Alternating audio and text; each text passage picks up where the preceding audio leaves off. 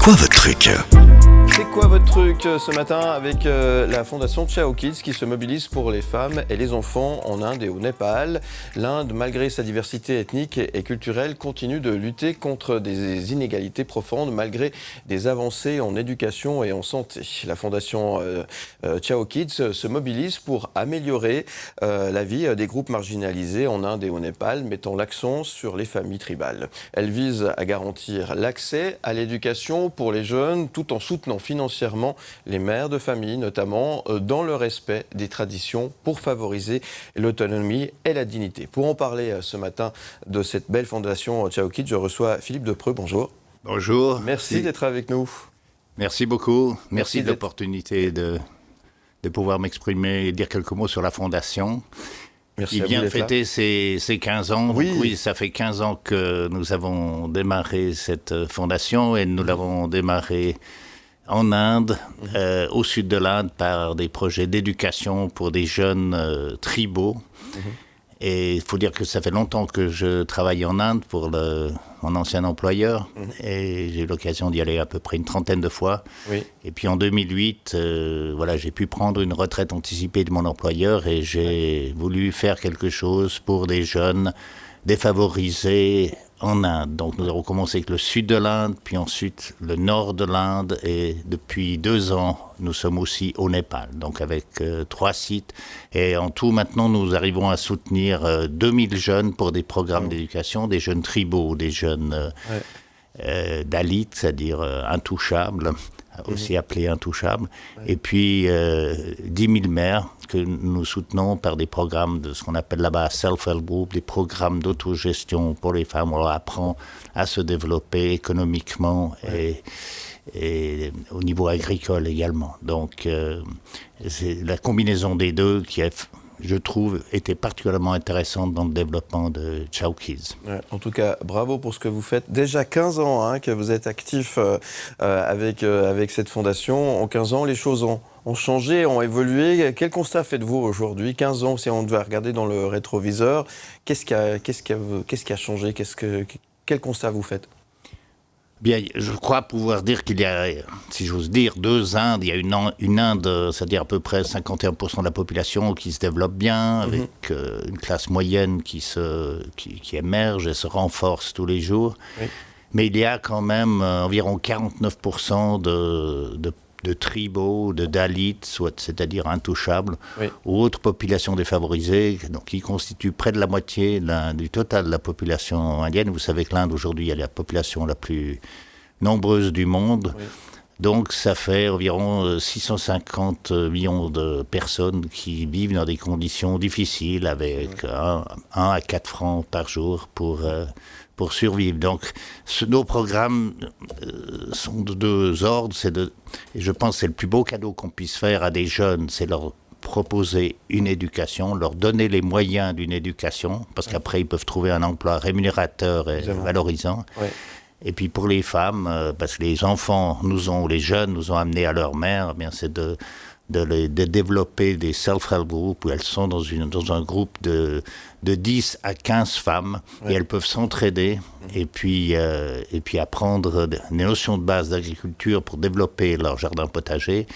Et puis, dans le plus beau des cas qu'on vit actuellement au Népal, c'est que les mères arrivent à fournir une partie de la nourriture dont nous avons besoin pour nourrir à midi 800 jeunes des écoles primaires par des repas chauds et nutritifs. Donc, ce qu'on appelle le cercle vertueux, c'est-à-dire où une bonne chose en amène une autre. Oui, tout à fait. Bonne.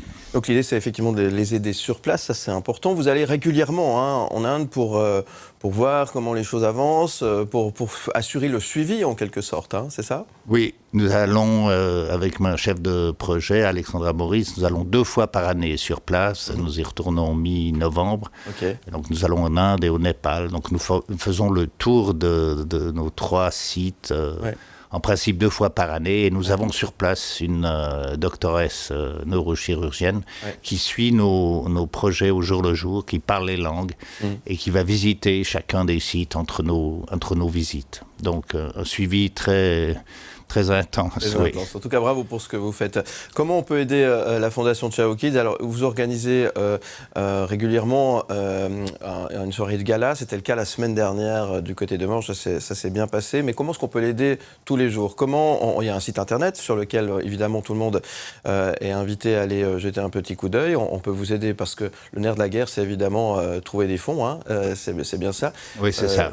Comment peut-on contribuer, si vous voulez, si on a envie de vous aider maintenant pour continuer cette belle démarche que vous avez mis en branle, en marche depuis 15 ans maintenant?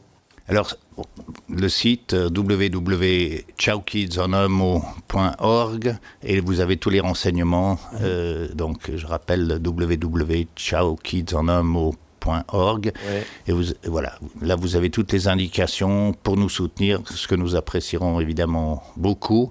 Parce qu'on soutient aussi plusieurs écoles. Par exemple, au Népal, là, actuellement, on peut soutenir 6 écoles, 1500 élèves, 500 femmes. Et puis, sur l'ensemble de l'Inde et du Népal, eh bien, les 10 000 femmes et 2 000 jeunes dont j'ai parlé tout à l'heure. Ça, c'est sur l'ensemble Inde-Népal.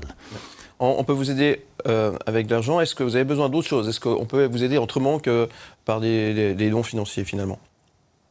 Oui, on a essayé avec d'autres choses matérielles, mais pour finir, c'est, je crois, plus intéressant pour nous quand on doit acheter certaines choses pour les jeunes, les mères, de les acheter sur place. Sur place, évidemment. C'est nettement moins cher que de les acheter en Suisse et puis de les transporter là-bas. Ouais. Mais voilà, c'est donc plutôt par de l'aide financière. Pour le reste, nous nous occupons. Et alors, ce qu'il y a d'intéressant, c'est que nous transférons cet argent sous notre propre contrôle à nos partenaires. Nous travaillons avec 50 personnes en Inde et au Népal. Ce sont nos partenaires, on travaille avec eux depuis des années. Donc tous les transferts sont sous notre contrôle et rien n'est perdu. Puis quand on transfère par année, par exemple, 200 000 francs en Inde ou au Népal, eh bien, on peut faire des projets en Inde et au Népal, puis ce sont des régions très pauvres, qui coûterait en Suisse l'équivalent de 3 millions de francs suisses. Donc l'impact social de nos projets est important pour une somme, par exemple, de 200 000 francs qu'on arrive à peu près à transférer chaque année. Donc voilà, votre aide est la bienvenue. Ciaokids.org pour toutes les infos, n'hésitez pas à aller faire un petit tour. Vous avez un groupe ambassadeur qui vous a accompagné notamment en Inde, qu'on aime beaucoup, c'est Sophie Dequet, Simon et Sophie. Un petit clin d'œil, ils étaient là, je le sais, pour votre soirée de gala la semaine dernière. Ils ont fait un hymne aussi pour la Fondation. 2 mots peut-être sur ce qui est fait par Sophie Dequet. Oui, alors nous travaillons depuis 4-5 ans avec Sophie et son ami Simon, et qui sont venus en Inde. Ça a été une question importante pour eux assez rapidement, sur le chemin de l'Asie, du reste. Ils ont passé une semaine, je crois que c'est la première fois qu'ils venaient en Inde, et ça a été très révélateur pour eux, et passionnant pour nous aussi. Et ils sont venus chanter dans les villages, ils sont... Là-bas, quand Sophie et Simon chantent, bien, tous les jeunes montent sur scène, c'est une ambiance formidable. Donc, ça nous aide aussi dans notre travail, ça mobilise les jeunes, ça mobilise les mères. Et puis, ça aussi, j'ai vu Sophie prendre beaucoup de notes pendant le voyage, et ça a donné cette chanson « Show Me the World », qui est devenue un hymne pour la Fondation Ciao Kids, qui est chantée en Asie, en Inde et en Europe par le groupe.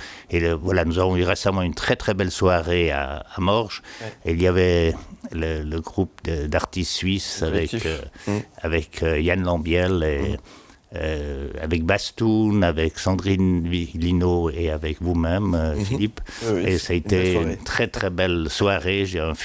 Nous avons reçu un feedback vraiment enthousiasmant. On n'a jamais eu autant de monde, on a eu 200 participants et on a pu récolter, j'ai eu le chiffre hier, 36 000 francs net, en bénéfice net, pour transférer cet argent en Inde, ce qui nous permettra de faire des projets, au Népal, ce qui nous permettra de faire des projets au Népal pour l'équivalent de coût en francs suisses d'un demi-million de francs suisses. Donc c'est colossal. C'est colossal. Donc félicitations. Merci.